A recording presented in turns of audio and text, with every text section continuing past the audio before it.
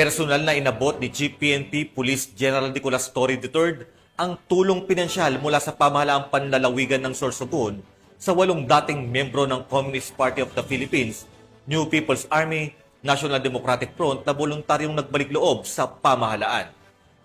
Nakibalita dyan si Police Corporal Doxy Charis Casasos.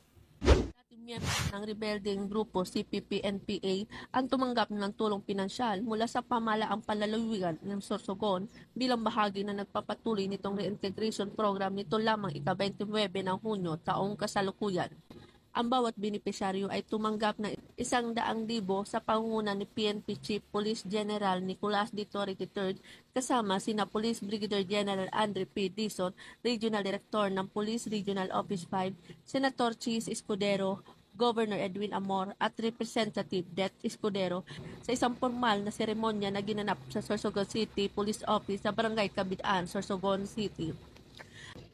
Ang tulong pinansyal ay isang bahagi ng isang mas malawak na programa sa reintegration na kinabibilangan ng pag-akses sa mga pagkakataon sa kabuhayan, pagsasanay sa kasanayan, suporta sa psychosocial at mga serbisyo sa rehabilitasyon na nakabatay sa komunidad.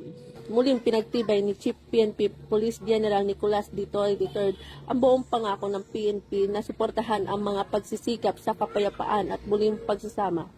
Binigyang diin niya na nakahanda ang PNP na tulungan ang mga dating rebelde sa kanilang paglipat sa buhay sibilyan at patuloy na makikipagtulungan sa mga local government units at stakeholders para mapanatili ang kapayapaan at seguridad sa komunidad.